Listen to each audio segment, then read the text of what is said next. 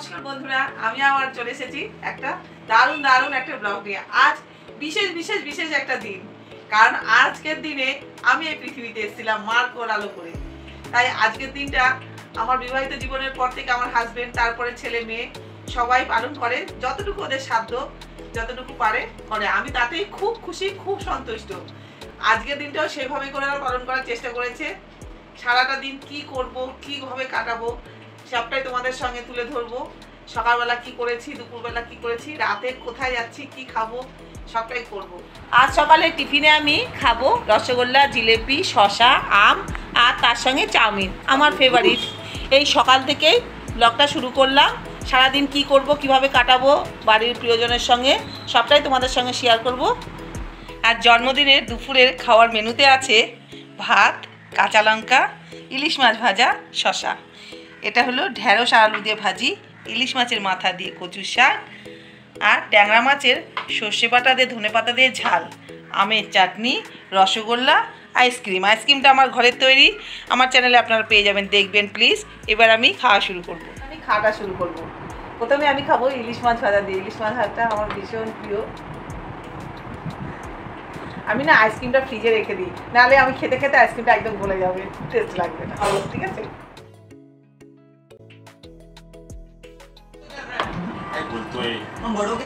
মাছ আমি একটাই খাবো না, জানো এত বড় বড় মাছ দুটো আমি খেতেই পারবো না। নিয়েছি ঠিকই, নিয়ে আসবে কলেজ থেকে, তখন নিয়ে খাবো।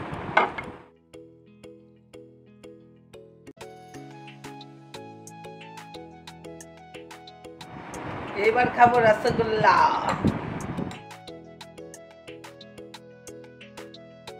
সবশেষে শেষ পাতে আইসক্রিমটা দিয়ে খাওয়াটা শেষ করলাম। আবার দেখা হবে বিকেলে। সকাল আর দুপুরের প্রোগ্রাম তো হয়ে গেছে, এইবার সন্ধে। আমি সেজে গুজে রেডি। এইবার আমরা বাইরে যাব, কি কি খাবো, কোথায় যাব সেটা দেখাবো।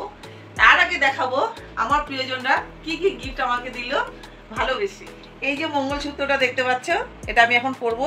এটা দিয়েছে আমার হাজবেন্ড। এটা আমার আগে ছিল, ভেঙে গেছিলো, অনেক দিন সারাই করা হয়নি, সেটা ভেঙে নতুন করে গড়িয়ে দিয়েছে। এটা এখন আমি পরবো। আর এই যে ব্যাগটা দেখছো লেদারল্যান্ড থেকে, ব্যাগটা মেয়ে কিনে দিয়েছে। আমার এরকম ব্যাগ অনেক দিনের শখ ছিল, আমি এখন কাঁধে ব্যাগ নিতে পারি না। এই যে নতুন ব্যাগ, আমি এখনো ইউজ করিনি, এটা আজকে আমি ব্যবহার করব। এটা দিয়েছে মেয়ে। আর যেটা পরে আছি, এই জামাটা দিয়েছে আমার ছেলে। আমার ছোট্ট একটা সংসার, একটি ছেলে একটি মেয়ে আর হাজবেন্ড, এই নিয়েই আমার জীবন। এইটুকু জীবনের মধ্যে যতটুকু খুশি আছে সবটুকুই তোমাদের সঙ্গে শেয়ার করতে পারলে আমার ভীষণ ভালো লাগে। চলো বাদ বাকিটুকু তোমাদের সঙ্গেই শেয়ার করব। চলে আসলাম রেস্টুরেন্টে, কারি পাতা। এটা একটা সাউথ ইন্ডিয়ান রেস্টুরেন্ট। আমার হঠাৎ করে মনে হলো সাউথ ইন্ডিয়ান খাবার খাবো। বাড়ির কাউরির বিশেষ একটা মত ছিল না, ছেলে মেয়ে হাজবেন্ড, কিন্তু বাড়িতে কদিন হলো ভীষণ মাছ মাংস খাওয়া হচ্ছে। আমি বললাম চ আজকে খাবো সাউথ ইন্ডিয়ান খাবার। যেহেতু বার্থডেটা আমার ছিল, কেউ আর বেশি অমত করতে পারলো না, তাই চলে গেলাম কারি পাত্তায়।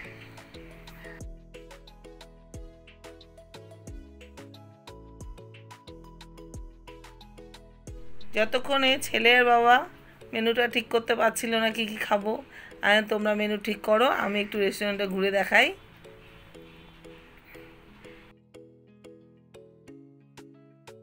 তো আমি স্টার্টারে নিলাম পনির একটা ডিশ আর একটা পাপড়ি চাট। খেয়ে দেখলাম দুটো ডিশই এত সুন্দর, খুব টেস্টি। আসলে আমরা সাউথ ইন্ডিয়ান খাওয়াটা খুবই কম খাই, কিন্তু এত ভালো লাগলো। ওটা কিন্তু পাপড়ি চাটের মতো দেখতে ছিল, কিন্তু অ্যাকচুয়ালি পাপড়ি চাট না। যাই হোক, খেতে অপূর্ব ছিল। তারপরে চলে গেলাম মেন কোর্সে। কে কী খাবো? হাজব্যান্ড বললো আমি মশলা ধোসা খাবো, আমি প্লেন ধোসা খেলাম। ছেলে খেলো অনিয়ন ধোসা। মেয়ে বলছে এটাগুলো আমি কিছুই খাবো না, আমি খাবো পাওভাজি। সাউথ ইন্ডিয়ানদের ওটা স্পেশাল কফি, ফিল্টার কফি। এটা খেতে ভালোই, কিন্তু আমার বিশেষ একটা ভালো লাগেনি। ছেলে মেয়ে দুজনেরই ভালো লেগেছে, ওরা খুব মজা করে খেয়েছে। এই দিয়েই আমরা ডিনারটা সারলাম। তারপর মনে হলো সাউথ ইন্ডিয়ান খাবার খাবো, একটা ইডলি খাবো না তাই হয়। সবশেষে একটা ইডলি টেস্ট করে দেখলাম, সেটাও ভালো। রাতের ডিনারটা শেষ করে বাড়িতে রওনা দিলাম। আমার জন্মদিনের কেক কাটাটা একটু উল্টোভাবে হয়েছে। আগে আমরা হোটেলে খেয়ে আসলাম, তারপর বাড়িতে এসে কেকটা কাটা হলো। কেক কেটে আজকের জন্মদিনটা এখানেই শেষ করলাম। সারাটা দিন খুব খুব খুব ভালো কাটিয়েছি নিজের প্রিয়জনদের সাথে। এই বয়সে এসে এটুকুই যথেষ্ট। এইভাবে করে কাটিয়ে দিতে পারলে খুবই ভালো লাগবে। আগামীতে আবার দেখা হবে। সবাই ভালো থাকবেন, সুস্থ থাকবেন। নমস্কার।